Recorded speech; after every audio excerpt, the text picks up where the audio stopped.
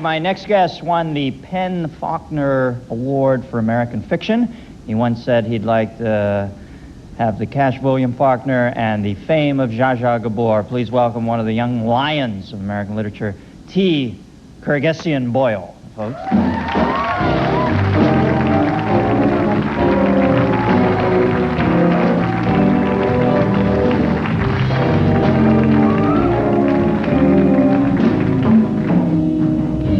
Looking very young lionish tonight, T. Well, thank you, Dennis. I figured if you can manage to clash with the stage set, why not? Well, I get a feeling you would clash with many sets there. What size? Oh, I thought they were bowling shoes. Pony? Yeah, I mean, you never know when you may have to dunk one, you know? Mm-hmm. What's your vertical leap, TC? Let's see, well, in my younger years, of course, 12 feet and 3 inches. Now, did I pronounce the middle name correctly, or well, actually, Kyrgyzstan? It's Kyrgyzstan. I use it in order to confuse people. As you may know, it means take two and call me in the morning in Gaelic. It's an old term. Yeah. Now, you're an anomaly to me. You're like a serious fiction writer who dwells in the burg of Los Angeles. Is that true? You teach here? True enough, but you know, it's an extremely glamorous life being a writer. That's why 9 out of every 10 Americans is a writer. Mm-hmm. In fact, just this morning, I typed. Oh. Wow. There you have it. So you actually just get up out of bed and FDSA JKL Well, semi, I mean, it just doesn't like sound that glamorous, but I just got back from 5 weeks in the High Sierra. It's great. Got a cabin up there. It's freezing cold, snow piled up. Go in the cabin, and I type. Mm-hmm. Yeah, so you great. do your best work up there? Well. Sounds like The Shining, man. You go up there and all work and no play make TC a dull boy, huh? Well, the coyotes are howling outside the door, that's for sure. And so are the critics. You got to watch both of them. Now, what are you working on now, TC? Well, I'm writing a fat novel, and it's about my favorite subjects, eating, excreting, and dying, with a little bit of sex thrown in. All right. Any more specifics than that, or do we just... It's set in Battle Creek, Michigan. And by the way, speaking of glamour, I mean, anybody can take his wife on a romantic little holiday to Monte Carlo, you know. But I took my wife to Battle Creek, Michigan last summer. Wow. Yeah. Well, anyway, it's set in 1907. Kind of revived the marriage up there, I'm sure, huh? It was exciting. It was indeed. Now, Battle Creek sticks in all of our minds from what? From the breakfast food series, obviously. This book's set in 1907 at the Battle Creek Sanitarium. John Harvey Kellogg, proprietor. He's the guy who invented the cornflake, the enema machine, the electric blanket, peanut butter, among other things. He did invent both the cornflake and the enema machine? Yes, he did indeed. In fact, I did mention the book is about excreting to an extent.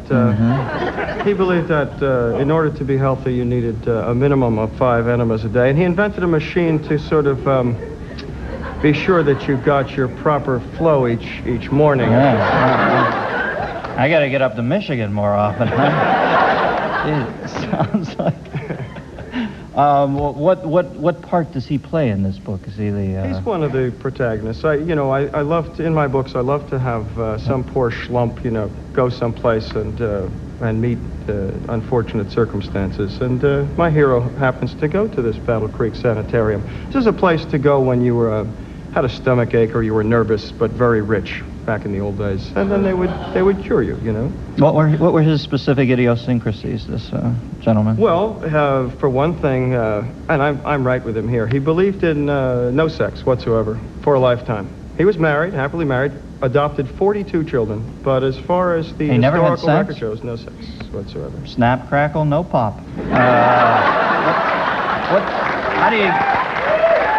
Now here's where writer's imagination comes into me, and this is where I'm completely lost. I write my jokes, but I often marvel at people like you that you actually feel you can build a huge, as you say, thick novel around a guy who invented cornflakes and enema machines and lived in Battle Creek, Michigan, and never had sex in his entire life and adopted 42 kids. That's your hook.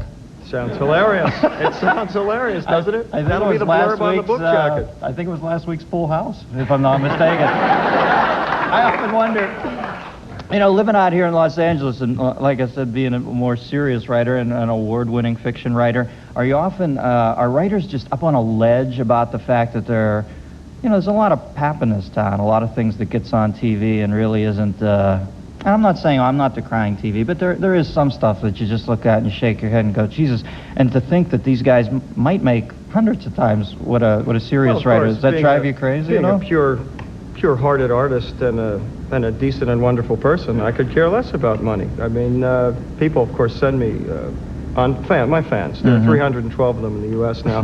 They send me big envelopes full of $100 bills every week. Yeah. So I don't really worry about money. No, you're taken care of. Fully taken care of. Did you see Barton Fink? I did see Barton Fink. It's I didn't know if you dug film. I loved it. Yeah, Hollywood always tries to show the writer at work, you know, and so there is the camera focusing on him. What is he doing? Typing, you know? And then he has the idea, and then he types a little harder. Doesn't make for a good film, but Barton Fink, that's what writing really is like, especially when the building catches on fire, you know, and John the walls Goodman's are coming flaming. down. Yeah, that's writing.